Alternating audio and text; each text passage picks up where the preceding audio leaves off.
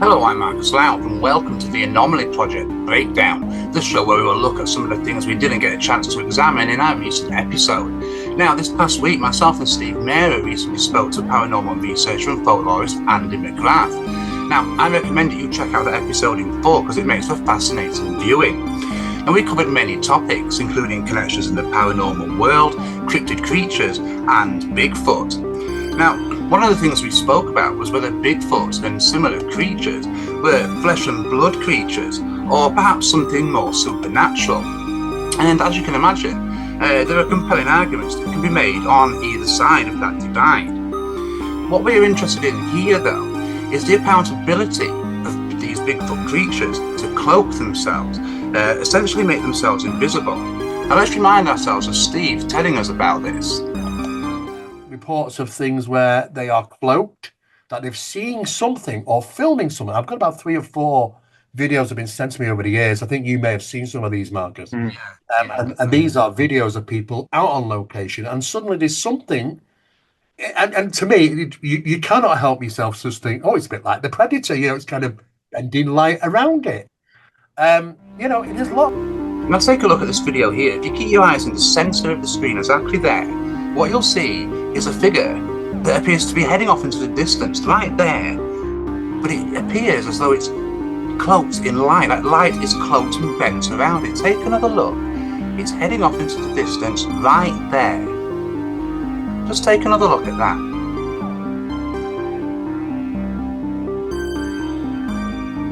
Right there.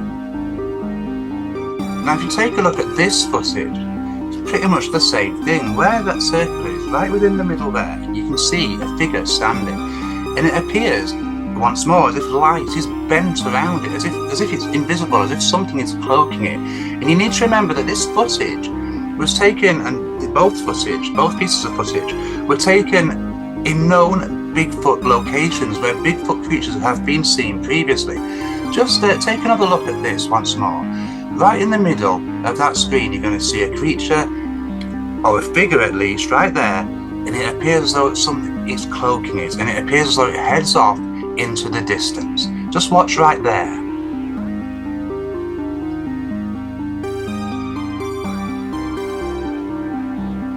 But these Bigfoot creatures really use some kind of cloaking device or technology. Or perhaps this is some kind of ability that's unique to them, that they can just essentially make themselves invisible. They'll certainly explain why people report seeing them one minute and then they've just disappeared the next, as if they've vanished into thin air. Now we'll undoubtedly return to the subject of Bigfoot in a future episode of the Anomaly Project. It certainly gives us a lot to think about. Now, another thing we discussed with Andy McGRATH was strange locations.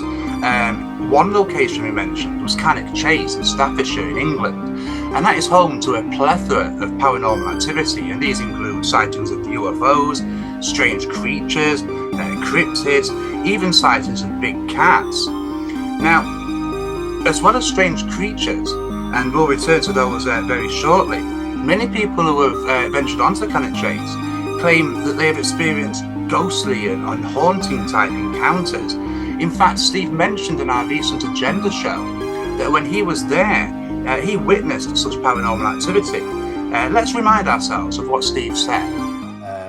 In Derbyshire and Cannock Chase. I know Andy's also done some research in Cannock Chase, because there's just an abundance of reports from paranormal apparitions, UFOs that have been seen, even strange cryptids like the Dogman. And more recent times, I was pulled in by the local press to look into the black-eyed children. Right. And they were in the vicinity of Cannock Chase. And it was a very short-lived phenomenon. If it was real, I didn't experience anything myself. I didn't find anything there. But I was there on site for a couple of days and nights.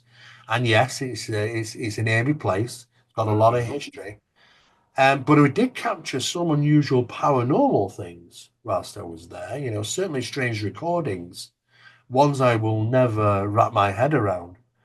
This was prior to me knowing that there was, because I hadn't been to Cannock Chase, that side of Cannock Chase. I wasn't aware that there was a war cemetery there. Okay. On this particular occasion. and I received recordings of a gentleman, and it sounded like chains, to be honest with you, Right. because and you get these chains off me. And I thought, what is that? It's a phantom voice recorded.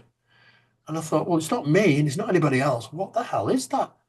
And then I suddenly got told, oh, you do know it's like there's a war cemetery. And I said, what do you mean a war cemetery? And he said, well, it was prisoners of war. And I'm thinking, I wonder if those prisoners of war at one point were to wear chains or something. I don't know. But Yeah. it captured very clearly in the vicinity of the war cemetery. So, but it does have a paranormal footprint, so I could understand. Now, as Steve said, he spent a considerable amount of time at Cannock Chase, and he witnessed some bizarre goings on while he was there. Take a look at this EVP recording that they picked up during their investigation.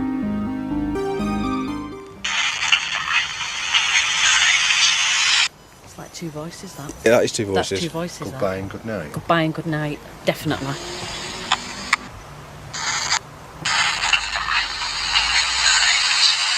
That is amazing. That's the best one. That's I definitely could hear the words good night and goodbye. I mean, I'm just as perplexed as I was. So for words, and that doesn't happen very often. But as you can well imagine, it's a bit perplexing, and I have no explanation for it at this time. Now, Cannock Chase is undoubtedly awash with paranormal activity.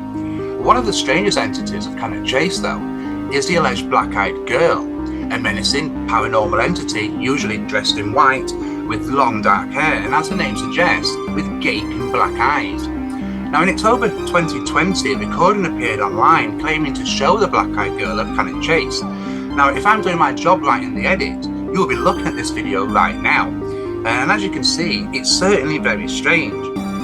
Now, the witnesses claim they were walking in the Birches Valley region, and they took the footage in order to send it to their family in the United States. And indeed, for all the scary stories of Cannock Chase, it is a beautiful place. Does this show the black-eyed girl, or is it merely a staged piece of video footage? It has to be said, it is almost certainly the latter, but you never know, right? And there definitely are plenty of reports of such sightings in the region. Now, Lee Brickley is one researcher who has conducted numerous investigations on Cannock Chase looking at the black-eyed girl. Now, one of the most interesting encounters in Brickley's files involved his own aunt when she was only 18 years old. It was the summer of 1982, and Brickley's aunt was in the woods with friends. It was around 10 p.m. and it was getting dark, and suddenly they heard sounds of a young girl calling out. Thinking that she might be lost, his aunt went to look for her. She eventually found herself on a dirt path, and she said in front of her was a young girl around 7 or 8 years old, and she was walking away from her. She could also hear this girl saying, "Mummy, help, help, Mummy." She went after her and caught up, and she eventually reached out towards her and put her hand on the girl's shoulder. When she turned round, however, where her eyes should have been, there were just jet black orbs. Now, Brickley was also involved in another report of a very similar black-eyed girl sighting, which took place in September 2014. It involved an anonymous local woman and her daughter, and they were in a similar region on the Cannock Chase, and they heard sudden screams of a young girl. They eventually located what appeared to be a young girl, around 8 to 10 years old, dressed in white, but she had her hands held up to her eyes, covering them. The woman approached the girl, and as she did so, the girl removed her hands from her eyes, and there, once more, were jet black orbs. It is also perhaps interesting to note that many of the alleged sightings of the black-eyed girl occur in the same region of Cannock Chase, where Raymond Morris committed several horrific child murders in the 1960s. Now, although Morris was only convicted of one of the murders, that of 7-year-old Christine Darby, the investigators strongly believe he was also responsible for the deaths of 6-year-old Margaret Reynolds and 5-year-old Diana Tiff. Morris, incidentally, never admitted his guilt and continued to attempt to have his conviction overturned right up until his death in prison in 2014. Now, while there is no reason to believe that the apparitions of the black-eyed girl of Cannock Chase is in any way the spirits of any of the 3 tragic young girls, the fact that such harrowing incidents took place on the land could very well have left such a negative imprint that this dark energy could certainly have contributed to the anomalous high strangeness that occurs there today still. Now, another strange entity that came up during our conversation with Andy McGrath was the Banshee. Now, I'll be honest, Banshees were something I didn't know much about, so I had to do some extra research on this week. Before I tell you what I found out, let's remind ourselves of Steve's account. And the other one was a Banshee, funny enough. Wow. And I was not on my own. I was in a vehicle. We were driving very, very slowly, literally like 10 miles an hour. We saw it fly in front of us, shoot down behind a wall in front of us. And as we drove past, we were kind of just watching this thing, and it was watching us. It ducked behind a wall, and the two white hands came up, and the head came up. Crazy hair, a lot of it, completely white face, black eyes, and an open mouth, gape. And it was just watching us as we were watching it. What was really interesting, warning, nothing, no signs of anything, no sensation. It just happened. And that's what was so confusing. And do you know what, Andy? I did the same thing. I went round telling everybody. They must have thought I was nuts, that I've seen a Banshee. I went back straight on to Google and, and I typed in Banshees to look for images, and bang, there it was. Some white-faced lady with crazy black hair. You know, I mean, it was so detailed. The dress she was wearing was great. It was going a bit tatty. But I remember seeing it as she moved unusually fast. And she came across maybe about 20 foot above the road and shot down behind a limestone wall to the right of me. Wow. But the way she went down, like Superman, arms behind her, though, I would have thought she would have head dived in behind that. You know, there was no turning flight to land, and the movement was so profoundly fast.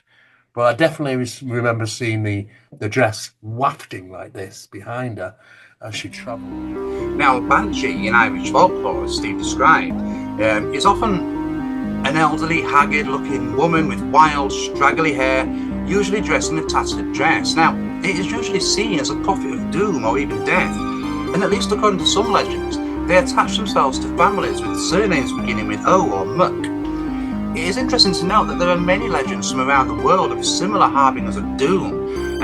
Of course, if we return to Steve's sighting, he didn't come to any physical harm, but the incident, which there was a second witness, remember, is certainly more than interesting. Now, also during our conversation, we briefly touched on the Broadhaven UFO encounter.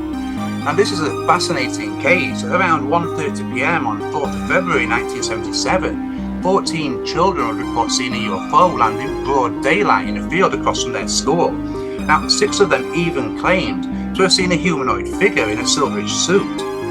Now, the encounter generated much media attention and even appeared on the BBC's Newsround programme. They described a silver cigar-shaped object that landed shortly after lunchtime and before the children began their afternoon classes. Now, some witnesses reported an orange-green light that sat on a domed section on top of the craft. Now, it remained where it was for several hours. It wasn't until about 3:30 p.m. that the object suddenly rose from the ground and hovered overhead for a short time. Witnesses described it as around the size of a double-decker bus. And after hovering for several minutes, the object suddenly shot out of sight and disappeared behind some trees. Now, the children were asked to draw what they've seen, and it has to be said, their pictures are not only remarkably similar, but they are very, very detailed, each showing the oval or cigar-shaped craft, and some even showing the silver-suited occupant. Indeed, the fact that so many of the witnesses, even though they were young children, have stuck to the same version of events for almost half a century should alert us to the fact that this encounter was indeed very credible and authentic. Although I won't go into detail here, it is worth mentioning that this is far from the only case of otherworldly craft landing in school. On September 16, 1994, for example, at Aerial School in rural Zimbabwe, over 60 children witnessed a similar object with similar occupants land just outside their school one morning. And furthermore, some of the witnesses even claimed to have had telepathic communication with the occupants. In another case, although the objects didn't land, in April 1967, hundreds of school children witnessed multiple objects hovering over Crestview Elementary School in North Dade County, Miami, Florida. Of interest to us here, though, and returning to the Broadhaven encounter, Andy told us that while he was in the area to film an episode of Weird Britain and examine the incident, he heard reports of strange objects heading to a nearby location of Stack Rock. Let's remind ourselves of that conversation. There was a funny thing. We investigated, talking about that, folklore and modern abduction, investigated the Welsh Triangle and the Broadhaven incident for a recent UFO special for Weird Britain, where we went and met witnesses, and we're not experts, but we went and talked to people about the event and the places and the rest of it. And one of the alien spaceships was seen flying out to sea and landing in Stack Rock, I think it's called, just off the coast. Yes. And what's strange about that rock, it's in the old, it was known as the home of the fairies. The fairies would be seen floating across and landing in Stack Rock. You know this, Steve, of course. And I thought, isn't that fantastic? We've got a direct correlation between fairy lore and UFO, UFO sightings. And sure, I mean, yesterday's woodwose could be today's Bigfoot, yesterday's fairies, today's, UFOs, etc. And is it sometimes just modern terminology? Are we just... Now, as Steve mentioned there, some of the witnesses in the Broadhaven encounter did indeed claim to have seen the object head out to this location. Now, Stack Rock, or officially Stack Rock Fort, is a former gun fort that was built in the mid-19th century on a small island in the Milford Haven waterway in Pembrokeshire. Now, although the structure still stands today, it was decommissioned in 1929, and it's changed hands several times since following private sales. Now, the land the fort resides on is also said to be home to fairies or little people. And while these legends are most likely exactly that, we might consider if these little people are perhaps early descriptions of small extraterrestrial entities. Many grey aliens, for example, are described as being 3 to 4 feet tall. It is also interesting to note that many researchers have suggested that the water around this region of Wales could be home to some kind of underwater extraterrestrial base. Now, that might sound outrageous to many, but it's certainly something intriguing to consider. We should note, though, that most legends of fairies and little people speak of their stature being remarkably small, less than a foot, for example. There are many legends of fairies throughout the United Kingdom, and some legends in Ireland are particularly strong. They even speak of construction projects being halted and even roads being altered in order to preserve lands and grounds where these little people are said to reside. Much can be said the same in Iceland for the little grey people, or the huddle folk, or hidden people. Many construction projects take drastic measures to avoid damaging the rocks, for example, on the mountains where they are said to live. There are even legends from the ancient world. In ancient Greek mythology, for example, they speak of pygmies, who Aristotle described as being dwarfish men, whose horses were little in proportion, and who lived in the caves underground. Now, with all this in mind, we should perhaps briefly turn our attention to the Caspar Mummy. Now, this is sometimes referred to as the Pedro Mountain Mummy, and is a human mummy only 1 feet in height, which was discovered in October 1932 in the Pedro Mountain Range in Caspar, Wyoming, by 2 gold prospectors, Cecil Mann and Frank Carr. Now, the body was studied and x-rayed, and the findings were absolutely remarkable. The internal structure of the man was completely intact, as it would be in a normal adult male. Furthermore, the man had a complete set of teeth, which is once more again in line with an adult male, and it was estimated that this man was around 65 years old at the time of his death. Now, further examinations at Harvard, the American Museum of Natural History, and the Egyptian Department of Boston Museum would reveal that the man had likely died from a blunt object to the head, and that the mummification process was comparable to the ancient Egyptians. Now, incidentally, the 2 men would sell the Caspar Mummy to a collector, Ivan Goodman, and it was he who allowed the extensive tests to go ahead. Following his death in 1950, the last known owner of the Caspar Mummy was Leonard Waldler. Now, his whereabouts today is unknown. Now, although I won't detail them here, and we will turn to them in a future episode undoubtedly, there have been multiple discoveries of similar little people both in North America and around the world. It is perhaps interesting to note, though, the Native American legends of the Nimiragi, which were said to inhabit the same regions of Wyoming, the same place as the discovery of the Caspar Mummy. Now, although they had magic powers which they often used to heal people, they were said to be an aggressive race and certainly lived up to the translation of their name, which was people eaters.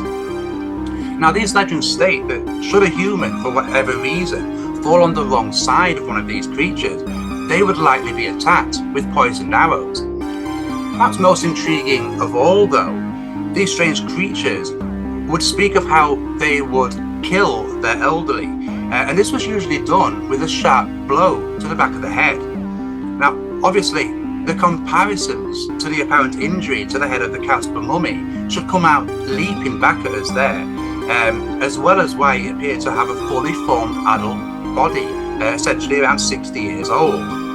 Now, we should also note that, at least according to articles in the New York Times and the Anthropological Journal in 1876, an apparent graveyard of little people was discovered in Coffee County in Tennessee. Now, is this further proof that a race of little people once resided in what is modern-day North America? And if that is true, might we find that other legends of little people, including the fairies of Stack Rock Fort, for example, might also, at least at one time, have been real?